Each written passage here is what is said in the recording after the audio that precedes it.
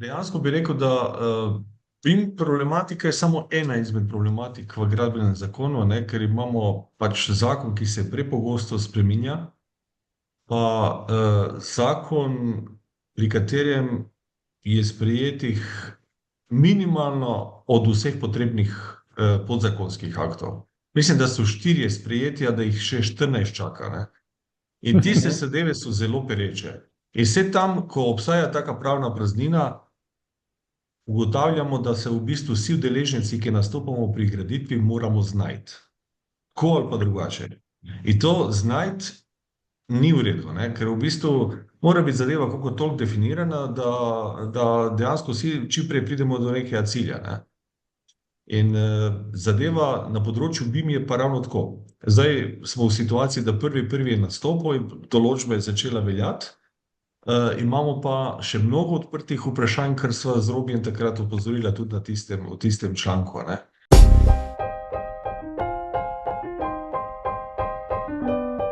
Pozdravljeni v novi oddaji podcasta BIM Pogovori. Z vami sva Robert in Matevž in imamo tudi gosta Elvisa Štemberga. Pozdravljeni, Elvis. Živijo. Zdaj, predno dejansko začnemo govoriti, o čem je tema, mogoče Elvis, lahko par stavkov o predstavitvi glih za tiste, ki mogoče s tabo še niso pogovarjali. Imaš cel kup naslovov, oziroma en izmed tistih, kjer bi lahko na sestankih rekel, zdaj imam pa uno kapo gor, pa zdaj imam pa tisto kapo gor. Ne? Odvisno na katerem sestanku si. Ne? Ja, drugače v osnovi sem projektant, ne? Ampak čisto, bi rekel, po tradicionalnem poimenovanju besede projektant, ne kot pravna oseba, seveda, ne? Kot fizična oseba projektant, drugače sem diplomiran inženir elektrotehnike in zaposlen v IBE od leta 1992. Na začetku sem projektiral, potem od leta 2003 sem član ožjega vodstva, pomočnik glavnega direktorja, zdaj se temu reče uradno po naši sistematizaciji tehnični direktor.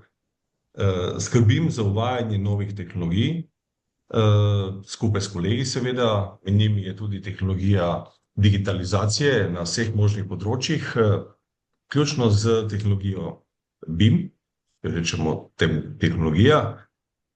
Drugače pa dejansko se udeležujem tudi drugih aktivnosti v zvezi z graditvijo objektov.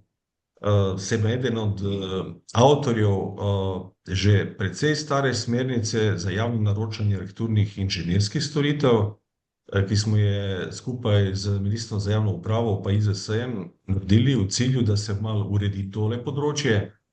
Potem sem tudi na IZS-ju član izpitne komisije, sodelujem pri izpitu izdelave investicijske dokumentacije in vodenje projektov. Tudi sem član ene skupine, ki se ukvarja na IZS-ju z javnim naročanjem.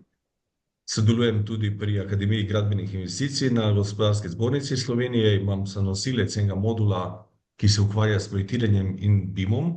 Pa še nenazadnje sem član upravnega odbora ACBIM-a. Ne? Skratka, že mnoga leta sem na tem področju projektiranja in gradbenih procesov, pretežno na malo večjih objektih. Čeprav mi tudi izkušnje z takih malih objektov niso daleč, predvsem takrat, ko sem sam gradil hišo pa take stvari. Toliko na kratko. Ne?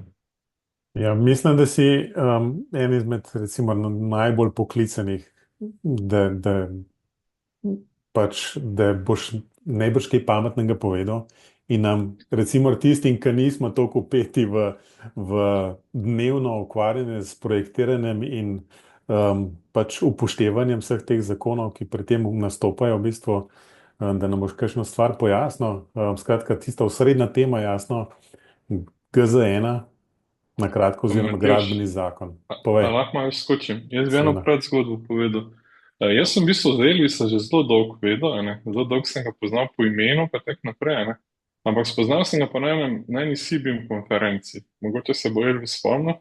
Ampak to je bilo takrat, ko si predstavljal, kaj vse je narobe s to določbo v GZ1. In meni je bilo najbolj všeč to, koliko si na preprost način povedal, kaj vse je s tem narobe. In zato so tudi, takrat sem pa stopil v kontakt in videl, so pa pripravili en članek za Gradbeni vestnik, ker se mi zdaj to res pomembno, da to povemo vsem, vsej strokovni javnosti, ne samo tistim, ki si mogoče te sliša kje drugje ali pa ne si bimo.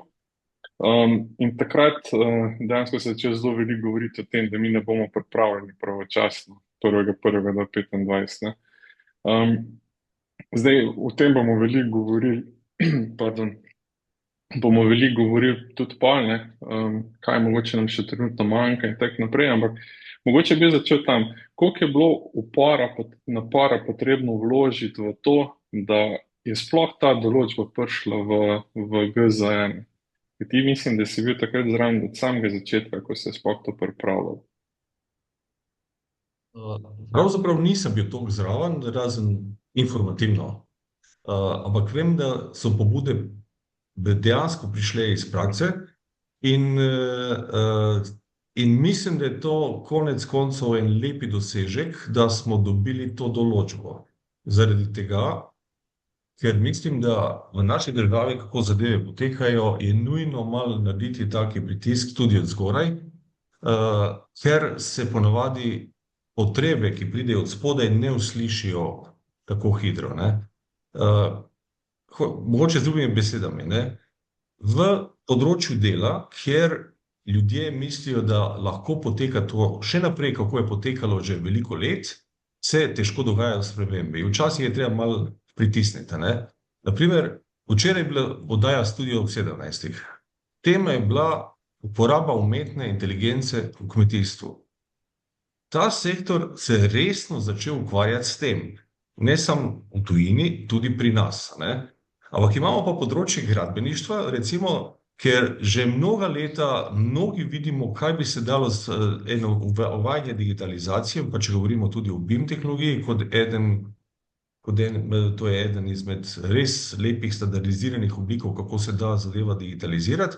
Če to govorimo na področju gradbeništva o tem, pa se izkazuje, da ta pot uvajanja poteka izredno počasi, izredno težko. Teda, da tisto določbo v gradbenem zakonu, ki je enostavno zahtevala, da s 1.1.2025 je potrebno vse objekte, ki sodijo med tiste, za katere ministrstvo daje gradbena dovoljenja in jih evidentira, so ta najbolj zahtevni objekti, da je potrebno projektiranje izvajati v BIM-u.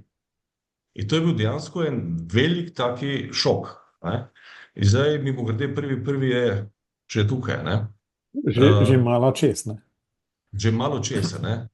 Da lahko mogoče malo še par besed v zvezi s tem povem, ker v vmesnem obdobju, tako je Robi povedal, vsi smo se zavedali težav, ki bodo nastopile 1.1.2025. Takrat sem jih poskušal na tisti konferenci predstaviti, mislim, da smo jih še bistveno bolj poglobljeno v planku predstavila skupaj z Robijem, ker dejansko ugotavljamo, a res je potrebno tako direktno uporabljati BIM tudi v vseh možnih primerih. Recimo zakon pravi, da projektiranje pomeni ne samo, kot si vsi na prvo roko zamislimo eno novogradnjo od začetka do konca, ampak to pomeni tudi, izdelavo projektne dokumentacije za odstranitev objekta. Je ta potrebna, naprimer. In potem pa bomo res izdelali projektno dokumentacijo v BIM-u, kar je nedvomno bolj zahtevno, dražje, samo za namen, da bi v bistvu dobili bolj natančne količine, ampak na koncu nobenih drugih namenov od tega BIM modela ne bomo imeli, ker bo objekt podrt. In takih nelogičnosti je bilo mnogo. Recimo ena izmed nelogičnosti, a bomo s to določbo res posegali v vse silne projekte, ki že potekajo, ki so sred enega izvajanja. Naprimer, nahajamo se en dan pred tehničnim pregledom, nastopi 1.1.2025, vsa dosedanja dokumentacija narejena na klasičen način in zdaj bo nekdo zahteval, da se tisti PIT naenkrat izdela na novo v BIM-u. Pa tudi debate so glede kakih drugih rekonstrukcij in ne vem kaj. V glavnem ugotovili smo, da bi bilo potrebno nujno to določbo nekako operativno razdelati na način, da bi bila res uporabna in da ne bi delala priglavice investitorjem, ker to je čisto kontraefekt. Zahtevali bomo nekaj, kar bo naenkrat neproduktivno, drago, nepotrebno in tako naprej. Sploh ne govorim o tem, da mnogi izmed naročnikov težko najdejo, v bistvu mnogo enih, vsak naročnik dejansko mora ugotoviti definitivno, kaj bi to vrstna digitalizacija za njega pomenila v smislu koristi, pa izzivoma, ne. To je bistvena zadeva in ko se za to narediti, bo moralo še malo vode preteči, pač v državi pri vsakem investitorju in potem bo ta zadeva native šla naprej, ne. Zdaj, v bistvu, mogoče bi te sam malo ustavil tukaj, pa se mogoče malo vrnil nazaj tudi, no? Ampak za vse tiste, ki bojo to poslušali, pa če slučajno še niso prebrali tega vajnega članka, povezava bo v zapiskih za ta podcast. Moram priznati, da se meni izmed tistih, ki je ta članek prebral nedolgo nazaj, ne, dajmo tako temu reči, ne, in me res v bistvu to, kar si tudi ravno omenil, ne, a bi bilo res treba narediti BIM model za rušitev ali odstranitev enega objekta, ne, kjer v bistvu tako to pač, kaj bo s tem pol počel, ne. Ampak eno zadevo v bistvu mogoče mal provociram tukaj, ne me narobe razumeti, ne. Rekel si, ja, pa tudi absolutno smatram, da je dejansko bil dosežek narejen, da je to prišlo v zakon, ne. Ampak tudi recimo v članku, kjer ste opisovala v bistvu in različne prakse od drugod po Evropi, ne vem, Finska, Švedska in tako naprej, ne, kjer vsi smatramo, da so v uporabi BIM tehnologije mogoče pred Slovenijo, ne, na splošno, ne, pa je v bistvu, ne vem, ali je v tistem času, ko je ta članek nastajal, v bistvu dejansko v teh državah bil nekak člen oziroma bilo že to zavedeno v zakonu, ne. Tako da jaz sem imel v tem, ko se je ta zakon, pa tudi to, kar zdaj rečeš, ne, se mi je zdelo tako, ne, da je to nekako tipično slovensko, pol narejen, dajmo to noter, ne. V bistvu jaz razumem, da to v bistvu ustvari nek pritisk, pa v bistvu naredi mal enega takšnega marketinškega v bistvu zagona tudi, ne. Ampak recimo kot tipično v bistvu slovensko, ne, v bistvu damo to v zakon, na koncu pa ne rečemo v bistvu sploh, kako bomo mi to sploh izvajali dejansko, ne, kar se nam je trenutno zgodilo. Vsaj v neki meri, ne. Tako da zato malo provociramo v bistvu, zdaj, ko nazaj gledaš, sicer si že povedal, ampak Robi tudi zate velja, tudi isto vprašanje, ne. A je res toliko pomembno, da je to v zakonu noter? A ne bi bilo, kot rečeno, v bistvu lažje nastopati do teh velikih naročnikov, ali je to država z vsemi infrastrukturnimi projekti in tako naprej. In bi enostavno pač rekel, ta naročnik bi rekel, ne, za nas je treba pa to v BIM-u narediti, zdaj, kdor to ni sposoben, pač ne bo za nas delo. Tako imamo pa v bistvu zdaj obvezo, pa v bistvu nekako je to v zakonu, kjer je stvar trenutno nedorečena. Ja, a lahko jaz ne Robi, povej. Mi, da se največ ne bova tu čisto strinjala, ampak jaz sem tudi na podcastu že enkrat rekel, da za mene so samo dve poti. Eno je, da popolnoma zreguliramo, druga pa, da nič ne naredimo, ne. Se pravi, če damo mi v zakon, jaz mislim, da bi mogli biti vsi ti podzakonski akti že zdavnaj sprejeti, ne. V nasprotnem primeru bo bolje, da tega sploh ne bi bilo. Ampak, pa sem pa podučila, ne, ravno to, kar je Elvis omenil, da je to že prav, da damo mi signal, da mora iti industrija v to smer, ne. Tako da, zdaj sem jaz tako, nisem čisto odločen, v katero smer bi se nagnil, ne, ampak vem pa, da trenutno stanje je zelo slabo, no, bom tako rekel. Zato, ker trenutno BIM-a nihče ne jemlje resno, ne. Ko smo se pogovarjali eno leto nazaj, pa pol ves ta čas, tudi glede tega članka me par ljudi kontaktirali, pa me sprašvali, kaj se zdaj s tem zgodilo, ne. In pol na koncu vsi končali pogovor, jaz se še ne bom s tem ukvarjal, vse tako tega niso sposobni do 1.1. sprejeti, ne. Da to je tako, ne vem, kaj bi rekel. Mislim pa, da zdaj poti nazaj ni več, ne. Zdaj pa pač treba nekako rešiti. Meni je žal, da bo to reševali zdaj z GZ1B, kakor sem prebral, ne, da ni bilo to rešeno že v GZ1.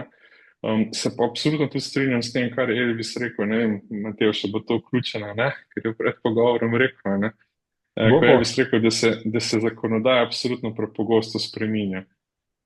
Absolutno se prepogosto spreminja. Absolutno. Jaz sem, ne vem, 20 let v tej industriji, recimo 20 let plus, pa se v tem času sem zamenjal 5 gradbenih zakonov. Ne. V Nemčiji so v vsem tem času nobenega niso zamenjali, par popravkov. Ne. Tako da to je absolutno nesprejemljivo. No. In pa pridemo do takih težav, kot je recimo, ko je bil sprejet GZ1, je prenehal veljati pravilnik o gradbiščih. In ni nove uredbe o gradbiščih. Nimamo, ja. Nimamo, ne? In pa se take stvari dogaja. Mislim, to dejansko vpliva na življenje ljudi. Tule pa nas se da en projekt izvaja, ko se sploh ne bi smel izvajati, ne? In ga inšpektor noče ustaviti, ker pravi, da nima podlage. Mislim, ne? In zdaj tukaj bi isto, ne? Jaz sem se hecel ves čas, ko smo čakali na ta famozni 1.1.2025, da bi zelo rad vložil eno tako gradbeno dovoljenje in bi pa šel dokazati na ministrstvo, da to naredim po BIM-u, zato ker BIM level 0 je pač cat. Ja, to je druga skrajnost, ne, v bistvu zdaj, kjer neč ne me kdo prepriča, da ni. To sploh je, ne. Mislim, ne me kdo prepriča, da ni. Mislim, v skladu z vsem, kar nam je dostopno, s tistimi famoznimi BIM levels, ki so, ne, je BIM level 0 je cat. Zdaj pa, če nekdo to določil, je pa tolmačenje odvisno, kako se bomo to tolmačili. Vse, da se razumemo, ni to res. BIM paket, ok, sta v povezavi, ampak to ni BIM. Ampak glede na trenutno zakonodajo in to, kar imamo mi trenutno na voljo, lahko to tako utemeljimo. Tako da zdaj jaz mislim, da ko mi čakamo na ta GZ1B ali pa mislim, da se bo nekaj tudi reševalo s pravili stroke, Elvis. Ja, lahko malo več povem o tem, ne? Ja, prosim. Mislim, odgovor, Matjaž, na tisto vprašanje, nimam točnih podatkov, kaj se dogaja v Evropi, ampak koliko me je kolegica Ksenija Marc seznanila, pa sodeluje kot predstavnica Slovenije v EU-BIM Task Grupu, napredek je strašanski v državah. Ne? V zadnjem času je Nemčija, ki je tradicionalno konzervativna in po standardih, ki jih uporabljajo in po zakonodaji, so očitno odločili res zagrabiti v to področje in zahtevajo kot obvezno marsikaj na področju BIM-a. Imeli smo tudi predstavitev dejansko tole, kar je bilo rečeno, finskih izkušenj, pa estonskih izkušenj, ki so uvedli celo na nivoju upravnih organov podporo odločanju s pomočjo BIM-a. Štartali so že iz tiste točke, ko so najprej hoteli ugotoviti, kaj referent, ko izdaja gradbeno dovoljenje, mora preverjati, ugotovili so, da je to zapisano na nestrukturiran način v stotinah aktih in tako naprej. Potem so iz tega izluščili ne vem koliko tisoč možnih točk, ki bi se dalo eventualno strukturno obravnavati, in na koncu so pristali nekje med 40 in 50 točkami, ki jih pa dejansko avtomatično preverijo.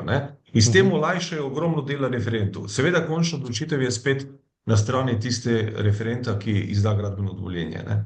Ampak recimo teh posegov je, oziroma uvajanja, implementacije BIM v različne strukture je vse več in nimam točnega podatka, koliko egzaktno v legislativi so to uporabljali. Kar se tiče pa nas, smo že takrat leta 2022, ko je to prvič uvrščeno v zakon, ugotovili, da bo to lahko težava. In smo aktivno delali. Recimo v SCBIM-u smo prišli na idejo, in to smo izpeljali, da je pametno, da se vsi v Sloveniji, predstavniki različnih organizacij, ki se ukvarjamo z gradbeništvom, začnemo pogovarjati, usklajevati, deliti informacije. In smo ustanovili ta BIM forum. To ni organizacija. To je dobesedno dogovor, da se vsako toliko dobimo na enem sestanku. In kdo? Predstavniki gospodarstva. Iz Gospodarske zbornice Slovenije je to Združenje za svetovalni inženiring, pa Zbornica za gradbeništvo in industrijo gradbenega materiala. Potem imamo SCBIM, združenje seveda, v katerem so od akademske sfere do dobaviteljev softverja, do projektantov, do izvajalcev seveda, izvajalcev inženiringa in nadzora, torej vse strukture vključene, pa še vedno na koncu in ne na koncu, ampak ne na zadnje, imamo pa dve krovni organizaciji, ki imata koncesijo strani države za področje preko pooblaščenih poklicov, in to sta ZAPS, Zbornica arhitekturov in prostor Slovenije, in IZS, Inženirska zbornica Slovenije. In dejansko od takrat smo se začeli sestajati in deliti informacije in skupno smo ugotovili, to je treba nekako urediti, celo prišli smo ideje, kako urediti, napisali smo en predlog parih členov podzakonskega akta, ki bi se dalo to urediti, celo spremembe zakona, in smo rekli, da bi se v tem delu, ki bi se nanašal na spremembe zakona, opredelili samo na glavne stvari, a to je, kdaj je pa res smiselno BIM uporabljati, pri kakšnih objektih, pri kakšnih vrstah gradnje. To je bila tista prva ideja. Odgovor na te nesmisle, ki smo jih videli iz tiste banalne določbe, vsi gremo v BIM, ne? Na teh seveda objektih iz 4. odstavka 9. člena gradbenega zakona, kar so res pomembni objekti. Tukaj bi izpostavil, to je pametna po mojem odločitev države, da če že gre regulirati, da štarta iz teh objektov, ki so res, in potem pa se bo to v prakso tudi na občine preneslo, pa v neke druge sfere. Pa ne bi omenil, da so privatni investitorji že daleč naprej. Sami vidijo, točno vejo, kje bi bile benefiti tega in že sami zahtevajo. Oni pa res ne rabijo nobene legislative, da jih nekdo misli. Oni točno vidijo, kje je, plus do kakšne meje iti. No, ta drugi del ureditve BIM-a, ki bi bil zelo specifičen, zelo globok, ki bi obsegal, kako izvajamo BIM, če ga pa BIM izvajamo, pa smo rekli, da bi opredelili v kakšni smernici, recimo, ki bi se potem z leti dopolnjevala, dograjevala, bi vključevala potrebe raznih udeležencev, tudi državnih organov, če je potrebno, in tako naprej. In seveda vse to smo predlagali z enim dobrim, hudim zavedanjem, da projektna dokumentacijo ne moreš v celoti narediti v BIM-u.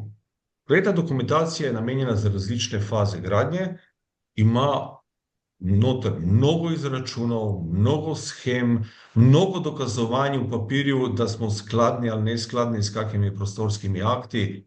Ogromno, torej vsebin in gradiv, ki nimajo zveze s tistim prostorskim delom, ker si ponavadi zamišljamo samo geometrijo. Vitalni dvojček bodočega objekta, ne?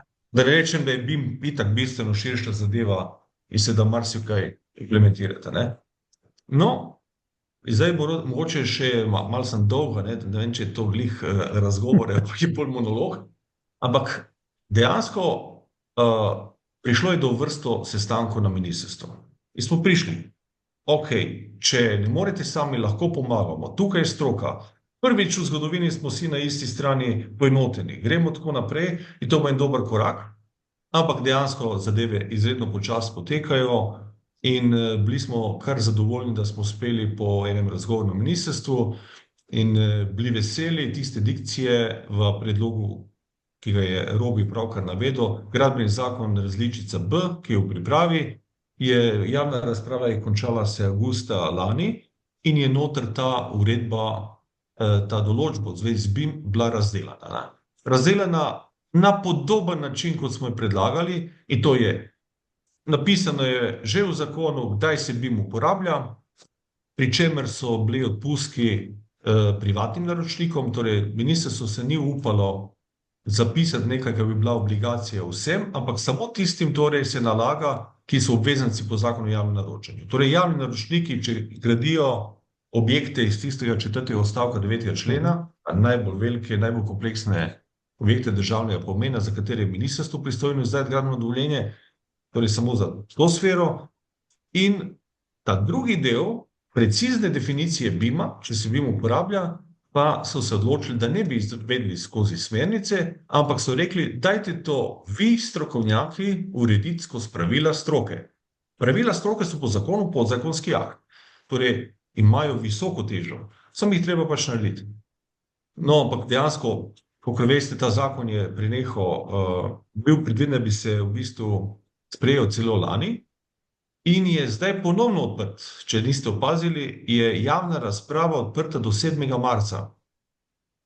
Ponovno smo 14 dni odprli ta dejansko, ne samo javno razpravo v zvezi z gradbenim zakonom ta različica B, ampak tudi z UREP-om, Zakon o urejanju prostora, 3B, in ta razprava traja do 7. marca. In dejansko ponovno je ta določba noter vključena z eno mičkeno spremembo, da ni več niso izločili obligacijo, da moraš BIM uporabiti pri projektni dokumentaciji za odstranitev objekta. To mi se zdi narobe in bomo napisali to pripombo, upam, da bodo upoštevali.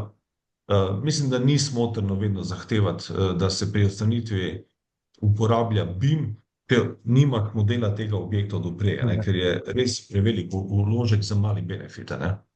Ampak zgodba kaže, če bo ta zakon v tem predlogu, kot je danes, torej konec 28. februarja na mizi, in če bo res doživel epilog obravnave pol na vladi, pa v parlamentu, pa sprejemu, bomo dobili dobro iztočnico za naprej. No in ravno še to povem, da imeli smo v torek sestanek BIM foruma, ponovno smo se dobili vsi in absolutno podpiramo idejo, da bi se pristopilo izdelavi pravil stroke. Cilj je, da je na ožja ekipa, imamo že nekaj dokumentov, ki so dobra osnova za to, za ta prvi del, ki bi bil kratek, koncizen in opredeljeval osnovne stvari, da bi se to zastavilo, da bi takrat, ko bi zakon bil sprejet, da bi hitro se dejansko pravila stroke v tem delu tudi sprejela. In tukaj smo se tudi dogovorili, da bi bili vključeni strokovnjaki od vse posod, samo da bi bil ta dokument čim bolj kakovostno narejen. No, se v bistvu moram reči, da sem zelo zadovoljen v bistvu in po eni strani skoraj presenečen, da se tak širok konsens v bistvu in pripravljenost vseh vpletenih v okviru tega BIM foruma pač dosegel in pač, da ste dejansko potiskate ta voz v bistvu v vsaj približno skupno smer, no? Dajmo temu tako reči. Če bi te dopolnil, bi rekel, na nivoju vodstev in tisti, ki zelo široko vidijo potrebe, pa benefite, pa vsega tega, da tudi to področje digitaliziramo čim več, je ta konsens nedvomen. Ampak če gledamo na primer članstvo znotraj IZS-ja, znotraj ZAPS-a, je mnogo zavedanja, da niso vsi pripravljeni iti v to. In ni tako enostavna pot do vseh teh bi rekel, sklepov ali pa potem nekih dokumentov in zavedamo se, da tudi prehod v uporabo tega ne bo enostaven. Naprimer, s prvim, že januarja so se na SIBIM društvo oglasili inšpektorji, ki dejansko pokrivajo področje gradbeništva Slovenije. Nekaj več kot 50 jih je in vsi se zavedajo te določbe. Kako bomo mi zdaj kontrolirali, ali je projektna dokumentacija izdelana v BIM? Prvo vprašanje. Drugo vprašanje. Mi želimo uporabljati BIM, ker vidimo mnoge prednosti, kako bi lahko videli, kaj se mora zgraditi na objektu. Recimo, oni še danes, to ne moremo verjeti vsi skupaj, je eno izmed vprašanj, ko pridejo inšpektor na gradbišču, kje pa imate PZI, v katerem gradite. Ni nujno, da je tam. Mi govorimo o tem, da bi govorili o BIM modelih. Ponekod še PZI-ja ni. Pa potem še dejansko gradbeni inšpektorji se ukvarjajo še z drugimi zadevami, ki niso vezane nujno z gradbiščem, ampak recimo, naprimer, da je naenkrat na enem področju izginilo toliko pa toliko ton materijala. In njim je zanimivo uporabljati tehnologije, kot so, oblaki točk, primerjave volumnov in tako naprej, da bi ugotovili, zakaj je res šlo in kako postopati v teh primerih. Skratka, oni so izrazili absolutno pripravljenost, da bi se šli izobraževati in da bi videli v bistvu, kako bi osvojili to tehnologijo. Koliko bo to trajalo? Zagotovo ne 1 mesec pa 2 meseca. Bo trajalo spet nekaj časa, ampak spet vidimo, da je ta prvi dal pa en impuls. En impuls. Teda ne bo easy in ni 100% konsensa nikjer, ampak mislim, da moramo vsi skupaj delati od fakultet naprej na področju, da se pač digitalizacija pametno in smotrno uvaja. Ja. To pametno smotrno pa je še druga zgodba, če opažamo v zadnjem obdobju, ne? V zadnjih obdobju, zadnjih 2 let, jaz skoraj da ne poznam javnega razpisa za objekte velikega kalibra, ki sodijo v tisto, da bi bili razpisani, da projektiranje ni zahtevano, da bi se izvajalo po BIM-u. Ne poznam. To ne govorim za infrastrukturo, govorim za velike objekte, kot so fakultete za strojništvo, fakultete za farmacijo. Vsi so ugotovili, da je potrebno dati, istočasno pa vidimo pri mnogih, da poteka interno analiza, kako uporabiti vse, kar dobimo tam. Tudi za upravljanje z javnimi sredstvi, naprimer, in drugimi analizami, kot naprimer delajo, ne vem, LS ali pa distribucije so se začeli ukvarjati s tem in tako naprej. Podobno kot recimo na nivoju Building Smarta, recimo se tudi izredno dela na svetovnem nivoju v pripravi atributov, ki bi bili zanimivi tudi na področju utilitija in teh drugih panog, ker vemo, da se da tudi s tem marsikaj zajeti, ne samo področje stavb klasičnih, ne.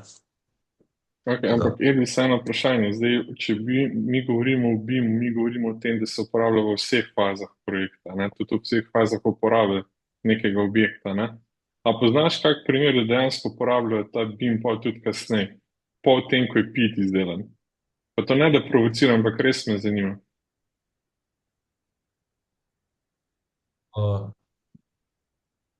Eles je eno od tistih podjetij, ki to uporablja, ne? Eles, na primer, ja. Ne, zato ker oni, če se spomniš, na CBIM konferenci je rekel na odru, da oni vse zbrišajo. Tako da to zelo dvojim, da so se 2 leti kaj izboljšali. Ja, poteka intenzivno projekt uvajanja tam in tam se prav detaljno po vseh vidikih ugotavlja, kje in kako bi se uporabljali ti podatke, ne? Zdaj pa, razen tistega osnovnega prenosa podatkov, potem v bazo osnovnih sredstev, ne, nimam točnih informacij, kdo bi to uporabljal, zaradi tega, ker ti projekti, ki so bili zaključeni vsi pred kratkim, ne. Teda, govorimo nekaj, ne vem, 3, 4, 5 letih nazadnje, ne. Ta področje uporabe za druge namene, vključno z uporabo v fazi gradnje, bo moral še doživeti svoj napredek, absolutno, ne.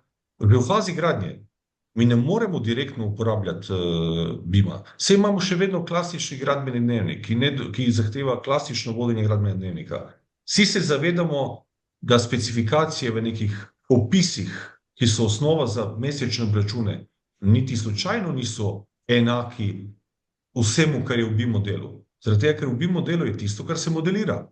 V onih popisih je vse. Od tega, da je potrebno, ne vem, skalibrirati pH metre, od tega, da je potrebno izvajati šolanje uporabnikov, od tega, da so specificirani drobni detaljčki, ki jih nikoli na tem nivoju, kot se zdaj BIM dela, ne bomo, bi rekel, modelirali, da jih imeli v količinah v onih BIM, a ne?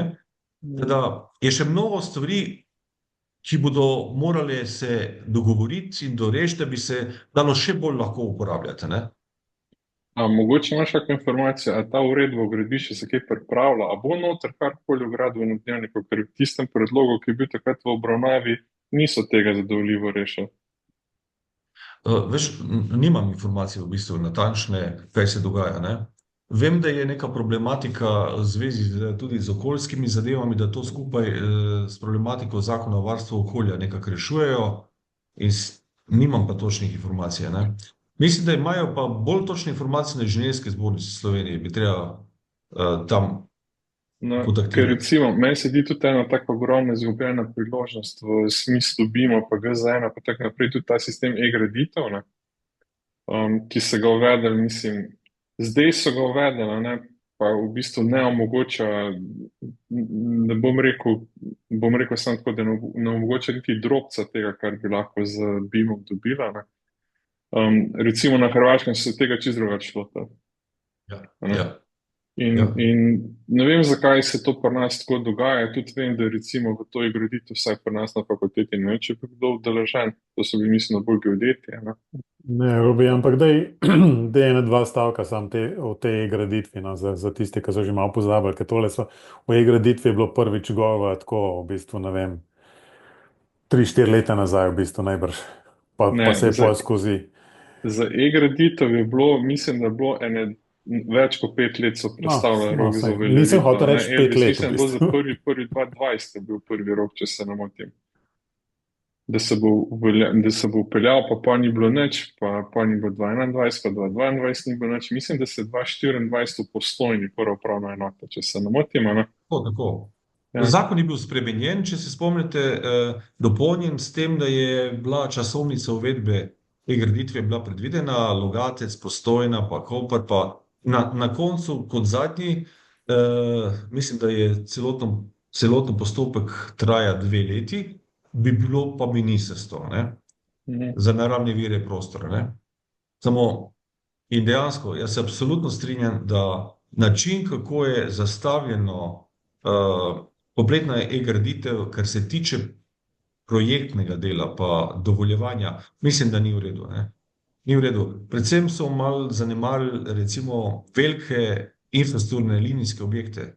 Naprimer, ko imamo na vsakem kilometru po 50 do 100 potangiranih parcel, še več, ali pa par sto parcela, to je par tisoč parcel lahko. Recimo en pas daljnovoda v tem gradbenem delu pa tistem vplivnem je izredno širok in tangira ogromno parcel. A zdaj bomo mi dejansko se tam prijavili pa parcelo po parcelo tipkali. V praksi projektanti to z GIS orodji dobimo te parcele, natančno so, niti ena ne sme manjkati v izreku gradbenega dovoljenja, ker se pade, to dobro vemo, in potem cilj je, da se to čim bolj elektronsko prenaša.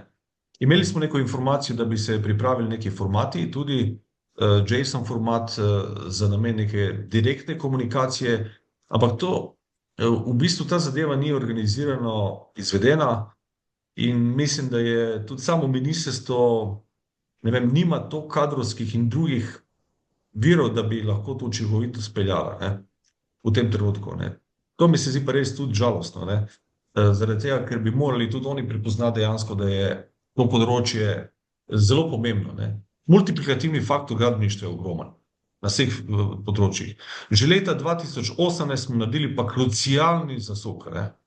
Vsa gradbena zakonodaja se je naenkrat začela ukvarjati samo s tistimi zadevami, ki se nanašajo na državo. Dovoljevanje, evidentiranje itd. Nimamo več definiranj drugih vrst projektne dokumentacije, naprimer, ki so potrebne investitorju, da bi speljal, da bi prišlo do investicije, kot je naprimer recimo nekaj idejni projekt, ali pa projekt za razpis. To je zdaj vse v domeni naročnika, to on itak mora narediti, recimo naj se on sam poskrbi, za nas zanima samo DGD. DGD mora narediti, ker mi moramo ga potrditi. To je tako stališče, ki ne zajema več v celoti, prvič v zgodovini, ne zajema procesa od začetka do konca in to je že bil en znak, da bi rekel malo o tem, razpada sistema. Jaz bi rekel nestrokovnem pristopu. Nestrokovni pristop je že od takrat, odkar ni več PZI obvezen. Pa tudi to ne vem, zakaj so mogli PGD preimenovati v DGD, samo zato, da je neka razlika. Na terenu pa je v bistvu pa taka zmeda, da nihče več ne ve, koga lahko vpraša. Da ne govorimo o vodji gradnje, pa vodji gradbišča, pa ko so evidence vse zmešali. Pa. Ne vem. Eno karikaturo povem, recimo, Predor Karavanke. Ta projekt traja, ne vem točno, ampak mislim, da je projektna dokumentacija bila izdelana leta 2001, gradben del, govorimo o PZI dokumentaciji, po kateri se gradi. Tam vsekakor v času ZGO-1, ki je ZGO-1B. Mislim, da ZGO-1B. Tako, ZGO-1B. In takrat je izdelana gradbena dokumentacija. Vse prehodne določbe naših novih zakonov in pravilnikov niso takšne, da bi rekli, če si začel projekt recimo delati v skladu s tem pravilnikom, ki se nanaša na ta zakon, lahko dokončaš do konca potem, vsaj po sestavi. Razumem, da postopki morajo vedno po novem zakonu potekati, to je jasno. Ampak recimo, zakaj pa struktura dokumentacije ni po istem? Zdaj, ko smo leta 2025, ko se izdeluje PZI oprema za strojne in elektro opremo za predor, ne, moraš izključno delati po GZ1B, oziroma GZ1A je ta zadnji veljavna, ne. To je gradbeni zakon 1, imamo to različico A. Pa če opazimo, vmes je prišlo tudi do, to, kar si Robi že omenil, imamo preimenovanje vrst načrtov. Številka 3 ni več načrt gradbenih konstrukcij, ne? To je zdaj postal načrt električnih, rekel, z področja elektrotehnike, ne?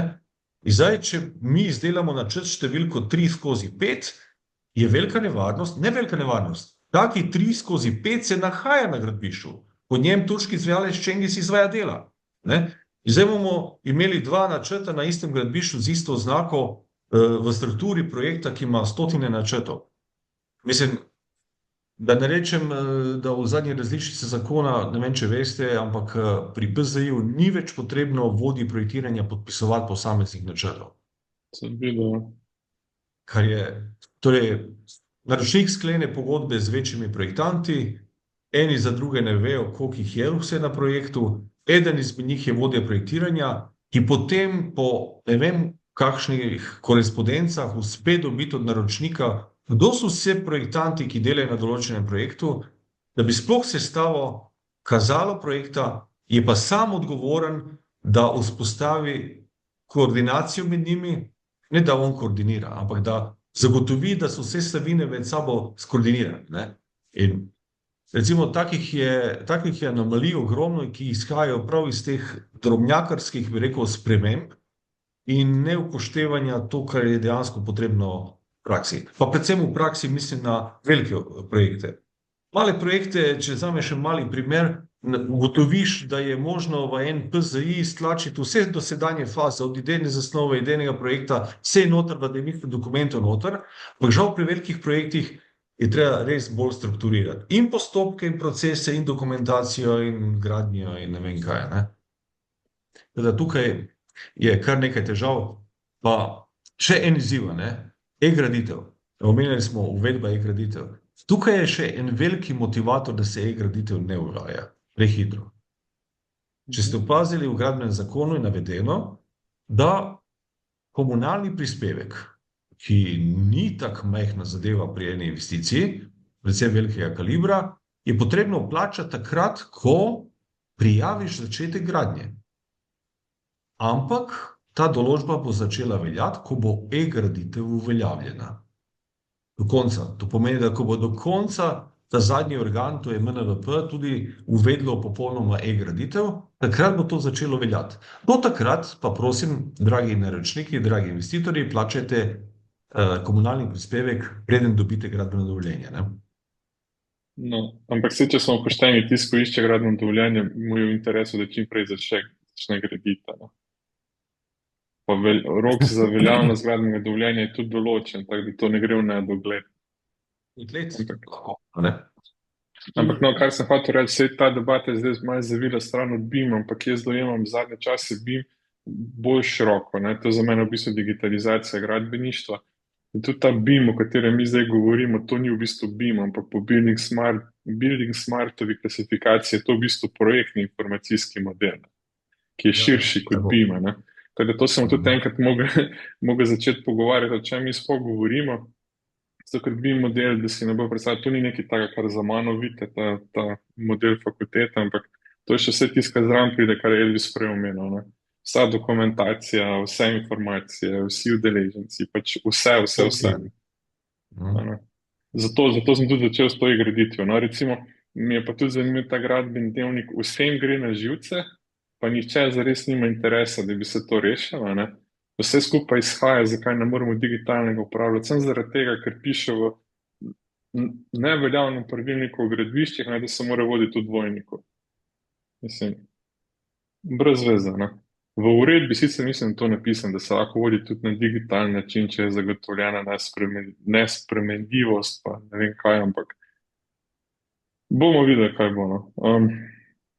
Hrvaški so No, naredili tukaj korak naprej, velik korak naprej. Ja. ja, ampak recimo, ta konkretna uredba v bistvu čaka na usklajevanje, pa na sprejem tako že 3 leta, če se ne motim. Ne. Pa se nič ne dogaja na njej. Tako da tudi vem, sem slišal tudi iz terena, da inšpektori imajo zelo veliko težav, zato ker nikoli ne vejo, zdaj kaj velja, pa kaj ne. Ne. Ja, drži. Spremembe zakonodaje niso nikoli, pretirane spremembe zakonodaje niso nikoli dobrodošle, ne? Na takem področju, kot je gradbeništvo. Ne?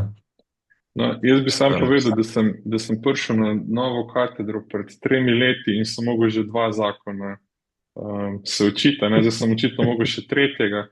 Baje obstajajo predhodniki, jaz jih sicer ne poznam, ne, ki so celo življenje lahko učili samo enega. Tako da jaz upam, da bi se zdaj lahko ustavili počasi, da bi lahko jaz nehal študirati vsako leto neko novo zakonodajo. To, mislim, Elvis, jaz upam, no, da boš ti pa vsi v BIM-forumu, da te naš tok energije, da dejansko to speljali res do konca, no. Ker jaz mislim, da je nujno, da se ta pravila stroga čim prej sprejmejo, ne. In takoj, ko bo GZ1 bo v bistvu sprejet, oziroma ko bo začel veljati, mora IZS že imeti pripravljen, da bo dala nekaj na mizek, če ne bo kaos še večji. Pa tudi ZAPS, zaradi tega, ker je predvideno, da obe dve zbornici skupaj pripravita, ne, da dejansko jaz računam, da bo prišel do dogovora in da se naredi ta prvi korak, ki ne bi smel biti niti finančno dosti zajeten.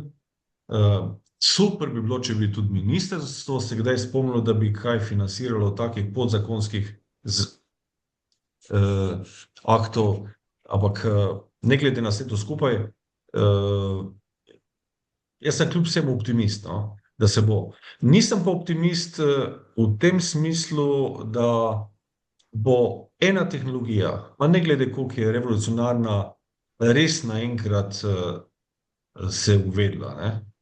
Tudi recimo, tudi mobilna telefonija, ko smo čisto vsak je takoj videl, kaj je prednost enega mobilnega telefona v primerjavi s stacionarnim, smo potrebovali pač eno obdobje, kako in drugačno, ne. Ali pa recimo televizija nikoli niti ne bo nadomestila radija, ne, tako da pri BIM-u je pa še ta zgodba, da uvajanje tovrstne tehnologije zahteva tudi strokovnjake na vseh področjih, ne. In ravno, ko sem prej omenjal, včeraj je bila ta oddaja Studio ob 17 na Radio 1, RTV Slovenija, kjer je bila debata uporabe umetne inteligence v kmetijstvu. Danes za voziti traktor je potrebno, da ima zelo visoko izobrazbo. Ko ga kupiš, moraš najprej odkljukati, da se strinjaš s totimi, bi rekel, parametri, vse se potem prenaša v oblak. En udeleženec je omenil, da več korporacije, ki prodajajo te traktorje, vejo o kmetijstvu v Sloveniji oziroma v Evropi kot same države, zaradi tega, ker se to izredno hitro informatizira. In tam so benefiti zelo veliki, ne? Zelo veliki. Teda hočem povedati, da tudi na tistem področju, ki je tradicionalno zahtevalo ne neko visoko strokovno delovno silo, če reče temu tako, zahteva se vse več znanja, izkušenj in tega. Na področju BIM-a pa sploh, ne? Pa sploh. Samo mislim, to, kar je bilo rečeno, poti nazaj ni enostavno, ker ne bomo konkurenčni. Ne bomo konkurenčni, vsak posamezni udeleženec v postopku, ne bomo dosegali pričakovano kakovost in ne bomo imeli, ko bomo se enkrat vsi naučili v postopku, kako uporabljati te podatke. Sploh ne samo v fazi projektiranja, ko je res super, pa in v vseh naslednjih fazah, ne. To bo pa bolj napredek, ne. Bo to postopoma. Elvis, naslednji korak bo pa standardizirani popisi, da to bomo pa drugič si dobila, ne. To pa ne vem, če ti doživel. Če bo to temo, ja. Ja, bolj, da ne začnemo. Ampak v bistvu, jaz bi sam v bistvu bolj manj bo treba počasi zaključiti. Pa Elvis je zdaj, mislim, da je tako lepok zaključek dal, ki je rahlo na pozitivna nota, vsem napeljan, čeprav sem vmes se začel jaz spraševati v bistvu, oziroma Sam kritiziral, ne? Ne kritiziram. Ne, tipično se mi zdi, da na koncu smo, ali pa še posebej v praksi gradbeniki, čist preveč prilagodljivi, da znajo neki v bistvu se znajti in tako naprej. Ne? In to pol še zmeri tudi ta voz, ki v bistvu zdaj sam na 3 kolesih še voz, v bistvu, ki je pol stvari ne dela načeloma, ampak zadeve se kar naredijo. Ne? V bistvu pač to kar pele nekako v bistvu in to vliva v bistvu neko pozitivno nekako noto, da v bistvu ni še čisto vse zgubljen, ne? Ampak v bistvu delamo pa zelo počasi v tej smeri, da bi tisti pokvarjen kolo v bistvu zamenjali, pa v bistvu, da šlo vse skupaj malo lažje. Tako da jaz upam vsem, ne, da se bojo stvari dejansko prestavile v pravo smer. Ne. Ampak v bistvu, tako kot si rekel, ne, v bistvu, kot rečeno, meni je super, da v bistvu je tak nek konsens, saj načelen, in da se na tem aktivno dela. Tako da ne vem, ima še morda še za konec kakšno pozitivno misel za dodati? Jaz vidim izredno mnogo vrhunskih strokovnjakov na vseh področjih, ne samo na področju športa v Sloveniji, na vseh področjih, vključno na področju gradbeništva. Ne? Problem je pa to, kar si omenil, da dejansko včasih ugotoviš, da avto ima samo 3 kolesa, ampak vsi ti sposobni ljudje to speljejo iz različnih motivacijskih vzrokov. Eno so uroki, drugo je finančni vidik, tretji je ne vem kaj. In vsi nekaj porinemo. Tako da to ne bi se bolj malo organizirala. Ne? Mogoče pa rabimo še malo več izkušnje državniške, tako kot Švica ima, pa tako pa drugi. Ampak vseeno jaz sem zelo pozitivno zadovoljen s dejstvom, da je Ministrstvo za naravne vire in prostor prisluhnilo tej potrebi po digitalizaciji, dalo to v osnutek zakona, tudi v ta, ki je zdaj na mizi do 7. odprt za javnost, za pripombe do 7.3. In upam, da bo to sprejeto. To bo takoj olajšanje in to bo en korak naprej in tudi so med ostalim so dodane prehodne določbe. Poleg tega člena so prehodne določbe, v katerem z enim stavkom povem, vsi tisti, ki so že naročili projektno dokumentacijo ali pa so naredili prve aktivnosti v tem smislu, recimo govorimo o raznih postopkih, kot so projektni natečaji in pa tako, ni jim potrebno tega spreminjati, lahko nadaljuje do konca. Torej spet je ena prolongacija časovna v tem zakonu, ampak bistveno je, da gremo po tej trasi, zaradi tega, ker ne bomo danes do jutra. In dejansko je zelo pozitivno, tukaj vi delate na faksu, bi rekel na FGG-ju in tudi v Mariboru, da pa tudi drugod. Če pogledate konferenca PIES, poznate, FRI organizator skupaj z EIMV-jem in tako naprej, že 17. v Portorožu, 2 dni bo trajala, med temami je tudi BIM v gradbeništvu, ne samo tarifne sheme, pa druga problematika v zvezi z informatizacijo v elektrogospodarstvu, gre za elektroenergetiki, pretežno elektroenergetiki, ampak je tudi BIM. Skratka, mnogo je mnogo teh pozitivnih effortov, teda jaz sem večni optimist, včasih pa žal. Kot vsi ostali se moramo boriti s temi izzivi, ki nam sedanjost malo popestrijo, ne? Ja, ta pred nas. Hvala lepa za vabilo. Upam, da spustimo Elvisa. Ja, smo obljubili, da bomo v 1 uri končali, tako da jaz bi na tem mestu res zaključil. Imeli res najlepša hvala za vsa ta pojasnila in dobro voljo in pripravljenost sodelovanja na številnih področjih, kjer pač pomagaš po svojih najboljših močeh v bistvu peljati tale voz v pravo smer, zato da bomo enkrat nekako vedeli bolj natančno, pri čem smo kot pa zdaj. Hvala lepa, pa tudi bi rekel hvala vama, da to peljete tudi med ostalim tale podcasta. Hvala za to. Robi, imaš še kaj? Ne, hvala, pa upam, da se vidimo kje preko na CBIM konferenci. Ne. Super. Letos bo pa res 22. maj, 10. jubilejna. In dajte se obvezno, bi rekel, Udeležiti in prijaviti. udeležiti. Mislim, da bo zanimivo in se trudimo, da bi bila res kvalitetno pripravljena. Ne? Super. To je tudi povabilo, jasno, vsem poslušalcem, da ne začnejo razmišljati o kako 22. maja. Ne? Tako, evo, Okay. še enkrat najlepše hvala, Elvis, pa se vidimo. Se vidimo. Hvala. Čau, čau. Nasvidenje. Jo.